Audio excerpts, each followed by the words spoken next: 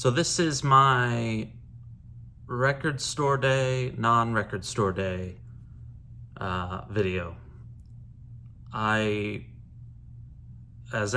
all of the record community knows, this year's record store day, or this fall's record store day, is broken into 3 dates. The first one was this past Saturday. My local record shop that usually carries a lot of record store day releases, you had to hold a place in line. You had to register. I failed to do so, and as a result, I did not make it. I went the following day. There was nothing left. Hold on, I have a record spinning. I'm gonna turn it off.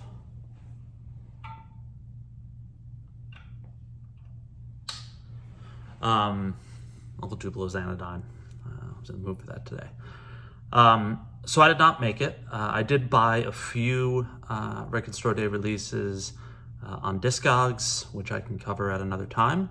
But these are the records that I bought over the last week that were not record store day releases. So just gonna plow through a couple. Well, it was more than a couple, actually. Did a pretty good job last week. To start, Elliott, I'm just trying to clean it off. Elliott Smith's self-titled was released in a beautiful box set that also includes one of his first live recordings on vinyl. And there are some great pictures. I'm having some trouble holding this thing. A number of short essays by people in his family and people at the label. It's a really, really pretty little box set, and it was priced very reasonably. It's about $45, I think, and for 2 pieces of vinyl and some really nice artwork and stories, I would say it is worth it. You kill rock stars. The only problem is that it's this finish is very easy to dirty up, so I'm gonna have to keep it in a good spot to keep it from getting marks. Next, which I found used, is this My Morning Jacket live show. It is called Okanokos. This is from 2006. I'm a pretty big My Morning Jacket fan, but lately I've been listening to them quite a bit, and I was surprised to find this for only $20 used at a record store in my area, and I played it, and it is great. I played almost the entire thing, and I'm looking forward to listening to it again. So there's the back. There are 4 record 3 side A, 4 records in here? I think 4. But a great set, and I got it at a great price. Next, I saw this on the wall in my record store and picked it up because I pick up everything by this artist. This is Daniel Johnston and Jad Fair, who I believe is in the band Half Japanese, if I have that right. I don't know what this collection is. There's the back. I love Daniel Johnston. I mentioned him a bunch on this channel. He is such a fantastic songwriter, or was. He passed away not too long ago. I'm looking at the track listing here. It looks like some pretty cool stuff. So I have yet to spin this, but I will be shortly, and I'm excited about it. Found this used, Aretha Now, for $20. This is an original Atlantic pressing from 1968. I can listen to Aretha Franklin all day, every day, and this is, I looked it up, I wasn't familiar with this record. Apparently it's a great one, so I will be spinning this soon. Aretha Now. Next is a random. So I was recently turned on to a label that puts out music from, I believe, the section is Mali in Africa. Found out via a friend. I can't remember the name of the label right now, but I've been sort of discovering all sorts of music from that area, and it's been a beautiful adventure finding out about some of these artists. Some of their records are on the way in the mail, and I'll probably cover those.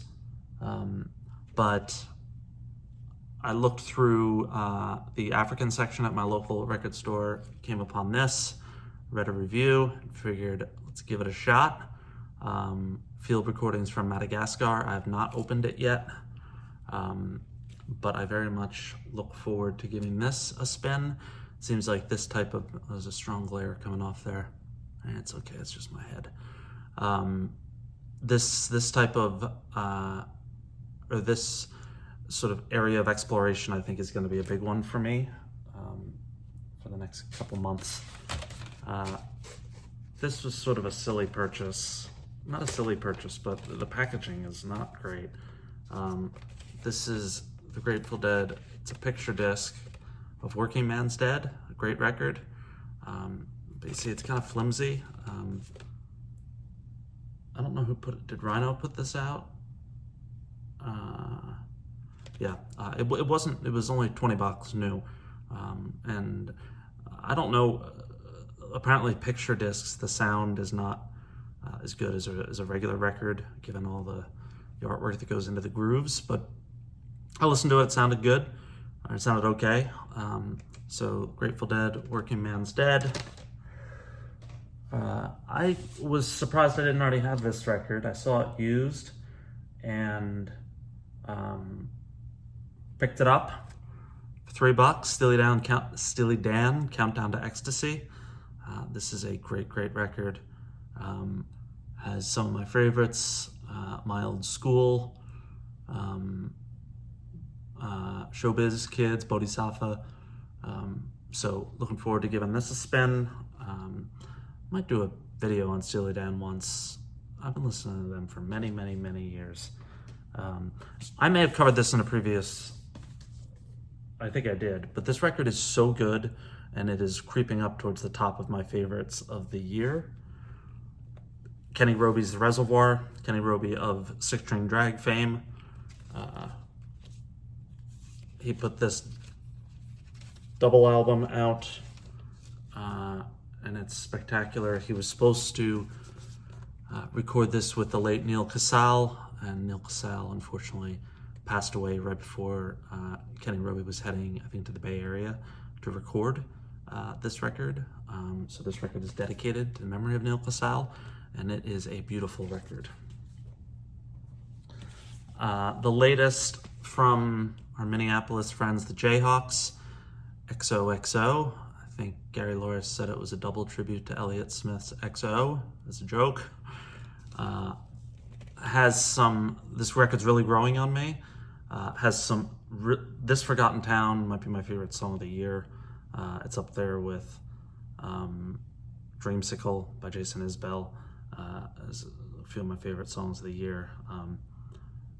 And Dogtown Days is great. Gary Loris just always puts out great records, and I'm still getting to know this one, but really digging it so far. Next, I bought another William Basinski record. I talked quite a bit about him in connection with the Disintegration Loops. I've been buying his other records as well. This, I think, came out in 2016. Looks like 2018. I don't know if this is a reissue. It's called On Time, Out of Time. So I'm really looking forward to spinning this. I love William Basinski. My best discovery of the year. Next is the Tao and the Get Down, Stay Down record, A Man Alive. I love all of her records. Haven't opened this yet, just got it today, this afternoon, and I am thrilled to give it a spin. That's it, under 10 minutes. And then a record that I wish more people knew about, which is the Sean Rowe record, The Salesman and the Shark. You will not find a better intro to a record in the last 10 years-ish. When did this come out? 2012 on Anti. Bring Back the Night and Flying. That is an unbelievable opening, those two tracks. Old Shoes is another great one. I saw him perform at the Solid Sound Festival, Wilco's Festival, in 2013, I think. And he was great. And this record is very strong, and he seems like a very cool dude. I think he lives in the woods, maybe in upstate New York. So worth checking out, Sean Rowe. That's it. 10-minute video. Hope everyone's doing okay. And I will check in soon.